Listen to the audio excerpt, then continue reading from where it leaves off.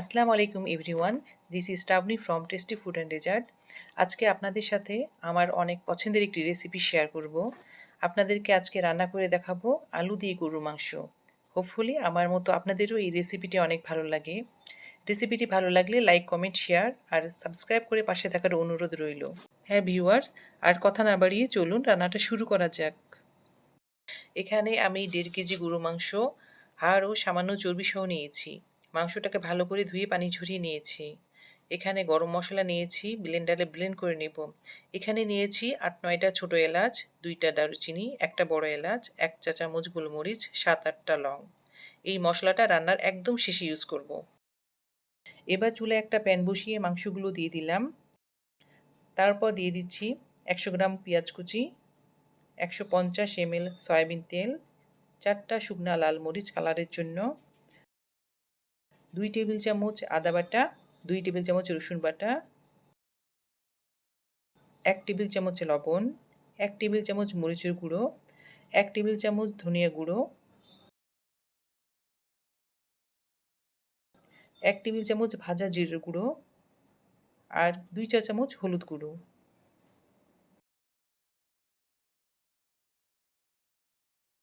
এরপর দিয়ে দিব 2 টুকরো দারুচিনি, 7-8টা ছোট এলাচ, 20-25টা গোলমরিচ আর 7-8টা লং। এই পর্যায়ে চুলা ফ্লেমটা মিডিয়ামে রেখে মশলাগুলোকে ভালো করে নেড়েচেড়ে মাংসের সঙ্গে মিশিয়ে দিতে হবে।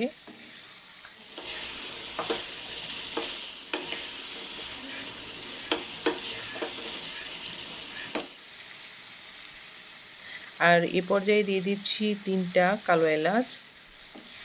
গরুর মাংসে কালো এলাচ দেওয়ার ট্রাই করবেন, কারণ কালো এলাচ প্রপার টেস্ট এনে দেয়। এখন ফ্লেমটা মিডিয়ামেই রেখে নেড়েচেড়ে যেতে হবে, আর খেয়াল রাখতে হবে যেন নিচে পুড়ে না যায়। গরুর মাংস আসলে যত বেশি কষানো হয় তত বেশি টেস্টি হয়। প্রথমে 10 মিনিট মিডিয়াম ফ্লেমে ভুনিয়ে নিতে হবে।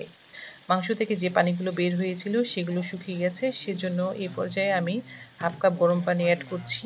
তারপর মাংসটাকে উল্টে পাল্টে দিয়ে ভালো করে মিশিয়ে নিচ্ছি। তারপর আরেকটু কষিয়ে নিতে হবে। এই পর্যায়ে মাংসটাকে সিদ্ধ করার জন্য 10 মিনিটের জন্য ঢাকনা দিয়ে দিচ্ছি। 10 মিনিট পর ফিরে এলাম। মাংস থেকেও পানি বের হয়েছে। এখন আরেকটু নেড়েচেড়ে ভালো করে কষিয়ে আবারও ঢাকনা দিয়ে দিব। এভাবে 30 থেকে 40 মিনিট একটু পরপর সেদ্ধ করার জন্য ঢাকনা দিয়ে রাখতে হবে। আবার ঢাকনা খুলে ভুনাতে হবে। মাংসটা যখন তেলে পড়বে তখন সামান্য পানি দিয়ে ভুনাতে হবে। এখানে একটা টিপস হলো, মাংস কষানোর সময় অথবা মাংস সিদ্ধর সময় অবশ্যই গরম পানি অ্যাড করতে হবে। ঠান্ডা পানি অ্যাড করলে মাংসের কুকিং প্রসেস স্টপ হয়ে যায়, যার কারণে মাংস সিদ্ধ হতে বেশি সময় লাগে। মাংসে যে আলুটা দিব সেটা আলাদা করে সিদ্ধ করে নেব। মাংসের সঙ্গে আলু সিদ্ধ করলে আলুর ফ্লেভার মাংসের মধ্যে চলে যায়, ফলে গরু মাংসের যে একটা জেনুইন টেস্ট আছে সেটা ভালো মতো আসে না। সেজন্য আলুটা আলাদা করে সিদ্ধ করে নিয়ে মাংসের সঙ্গে শেষে অ্যাড করব। মাংসটা সিদ্ধ হওয়ার জন্য 20 মিনিটের মতো ঢেকে রাখবো। তারপর আরেকটা চুলায় আলু সিদ্ধ করতে দিব। এখানে 3টা বড় সাইজের আলু 4 টুকরা করে কেটে নিয়েছি। তারপর পর্যাপ্ত পানি দিয়ে দিচ্ছি সেদ্ধ হওয়ার জন্য। এরপর দিয়ে দিচ্ছি 1 চা চামচ হলুদের গুঁড়া, তারপর স্বাদ মতো লবণ। তারপর সেদ্ধ করার জন্য ঢেকে দিচ্ছি 30 মিনিটের জন্য। ফিরে এলাম 30 মিনিট পর। আলুগুলো সিদ্ধ হয়ে গিয়েছে। এখন একটা স্ট্রেনারে করে আলুগুলোকে তুলে নিব। অফ ক্যামেরায় 1 পিস মাংস নিয়ে চেক করে দেখেছি, মাংস প্রায় 95% সিদ্ধ হয়ে গিয়েছে। এ পর্যন্ত সময় লেগেছে 50 মিনিটের মতো। এখন আলুগুলো অ্যাড করব। আলুও 95% সিদ্ধ করেছি। এখন আলুগুলোকে মাংসের সঙ্গে 5 মিনিট ভুনিয়ে নিব, যাতে মশলাগুলো আলুর মধ্যে ঢুকে যায়।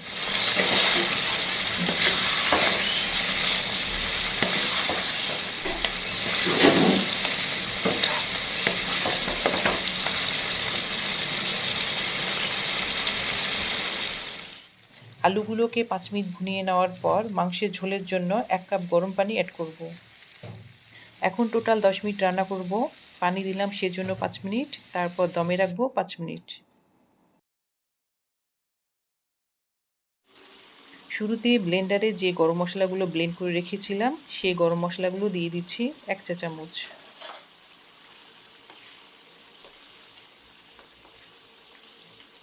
হ্যাঁ ভিউয়ার্স, আমার রান্না কমপ্লিট। এখন দমে রেখে দিব 5 মিনিটের জন্য। 5 মিনিট পর ফিরে এলাম। দেখুন ভিউয়ার্স, কালারটা অনেক টকটকে হয়েছে। এখানে একটা টিপস হলো, যে কোনো মাংস রান্না শেষে অবশ্যই ৫ মিনিটের জন্য দমে রাখতে হবে, তাহলে তরকারির কালারটা অনেক সুন্দর আসে। আজকের রেসিপিটি ভালো লাগলে বাসায় অবশ্যই একবার ট্রাই করবেন। নতুন নতুন রেসিপি পেতে চ্যানেলটিকে সাবস্ক্রাইব করে চ্যানেলের পাশে থাকার রিকোয়েস্ট করছি। আর সবাই অনেক অনেক ভালো থাকবেন, নিরাপদে থাকবেন। আল্লাহ হাফেজ।